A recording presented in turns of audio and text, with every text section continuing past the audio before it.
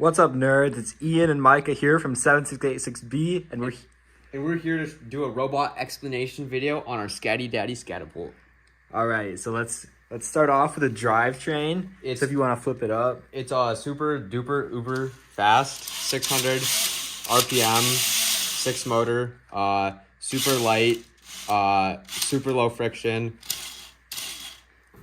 Yeah, we built it to be light so that we could get the most out of this drivetrain layout, and it worked pretty well in competition. The only problem was it couldn't do defense well, and it kind of struggled with the roller play towards the end of the game, but it worked well overall for its intended use to be fast, to get to discs and goals quickly. So yeah. The next part of our robot is the intake and catapult. So we have a 2-motor catapult ratcheted to the intake. Here we'll show the intake doing its job. So we have a floating portion on the bottom. That's just 5 flex wheels, pretty simple. Standoffs to kind of guide the disc inward. Then we have a hard mounted portion in here, right in there. And then we have another floating portion on top.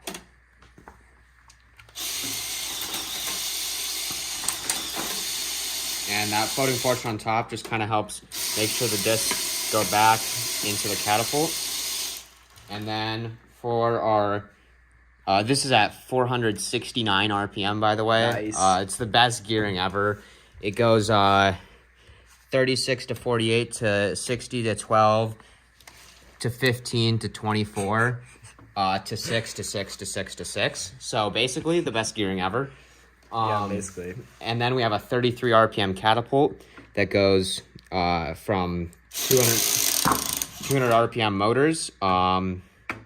And it's just 1 to 3, 2 to 4 gear ratio, metal slip gears. Metal slip gears are OP, obviously. Best slip gear, most durable slip gear ever. And then this ratchet in the middle here that holds it down. And then we have limit switches to charge it to the right point. Yeah. So with the limit switches, we use this one as a stop. So if I press that up, it wants to go down more. And then this one is the timing of the piston boosting. So when it goes all the way down, it presses this one right before it shoots. And that's way easier than doing like a programming thing, because I'm not a very good programmer. Part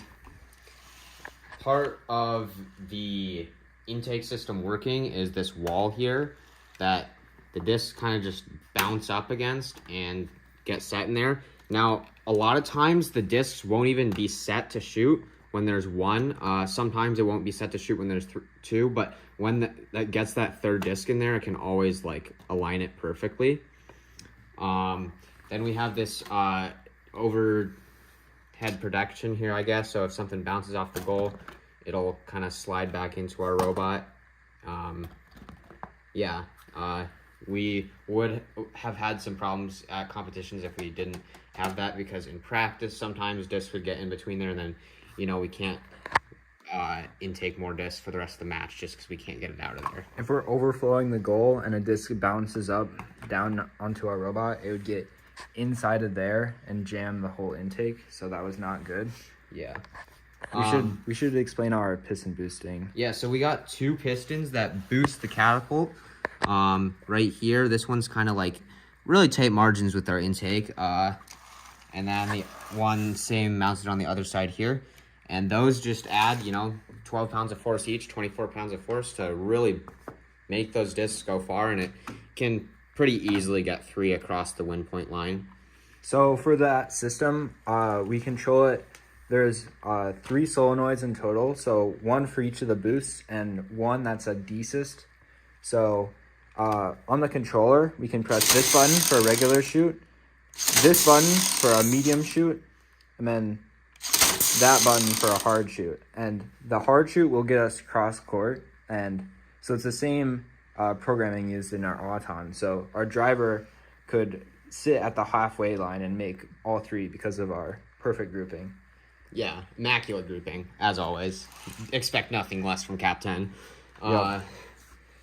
I guess we'll move on to the rollers. These are geared pretty weirdly. That's basically what we had to do.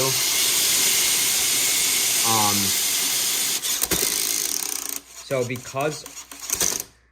because our intake is geared so weirdly, we did have this like axle down here to work with. It's pretty close to the motors there, actually. And we do a 6-tooth sprocket up to a 12-tooth up here. And that just powers the rollers at, what is it, like 100 RPM or something? It's like 75. Okay. Yeah. And those work really well, but they are a bit heavy, so maybe switch to traction wheels. I don't know.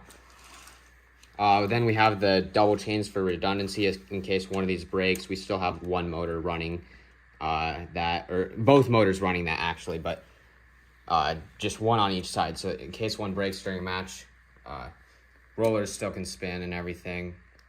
We had really nice torque with it being two motors, so we never had a problem with it. Yeah. It was really consistent. We should explain our basket geometry. So our basket geometry, it kind of just sits on top of the arm. It worked really well. It gave us a good arc. The only minor problem with this basket geometry is that when it's down, the disc could fall forward a little bit. So in competition, if we had discs like this, when we would move forward and backward, it could kind of fall forward and backward like that. So that's one of the drawbacks of this design, I guess. The way our basket geometry works is as it goes up, it starts driving the back disc, so that leads to a clumped 3-stack.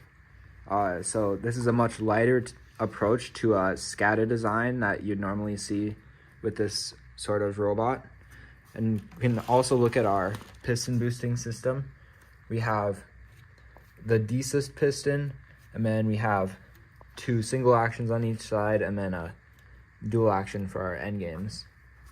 So I guess we'll explain the end games now. It's just a really simple straight shooter design. The same rubber band that propels the weight also keeps the string tight, held in there. It worked really well for us. We didn't really have any problems with this. Now, they weren't that great just because we only had 2 of them. And other than that, it could cover 14 tiles pretty easily. Should I fire one? Sure. So it's just got an over center lock there, and then a dual action piston kind of pushes it. I think it's charged right now. You're gonna have a hard time. Oh, can I press the button? Yeah, sure. I think we changed it. Why? Oh, yeah. Yep. So those shot out pretty well and Pretty average. yeah, pretty average end game, honestly. No problems with that. Feel free to hold copy, just like Joey. Yeah. And Calvin and Benny. Yeah. Here's our super cool battery mount. So cool. It has this zip tie to tension the rubber band on there. Definitely recommend rubber band mounts over actual battery clips, because Vex battery clips, I mean, you just can't trust them. Yeah. Another thing, if you saw there, our catapult was kind of having an aneurysm, and that's because of this stupid limit switch, and I would not recommend this design. And this is part of the reason why we're rebuilding this robot, and it's just a lot easier. There's a lot of better ways to do this. We also had side panels for the robot, so as you can see, we got all the good teams on there. Support RoboCodas 515R, 4082B centrifuge. The people. Calamity. 55999A. Yeah, go you guys. Yeah. Another thing we did with this robot is we built it uber light, just to Thumb screw. Be good with this. Thumb screw. So we basically use thumb screws where we could, anywhere non-structural. Even some places structural, like these. And then these are plastic standoffs. They're legal, up to 2.5 inches. So these are 2-inch, and then these are 2.25 inch. We just ordered them off from McMaster-Carr. These ones, thumb screws didn't fit, but we wanted to go for that lightness, so we sawed off the thumb screw head, and then cut a groove in it. Inside there. And you can see all the thumb screws on our back. Yeah, and I don't know how many, you used a whole package of thumb screws? More than a package, yeah. So that's like 50, is it? Yeah, so definitely some weight savings accomplished there. Thumb screw for the structural mounts. Yeah. Definitely recommend thumb screws and those plastic nuts where you can. It just helps a little bit with weight savings and stuff. Plastic nuts weren't banned yet, so... That was a lucky one. Yep. Yeah. Anything else? No, I think we're good. Yeah.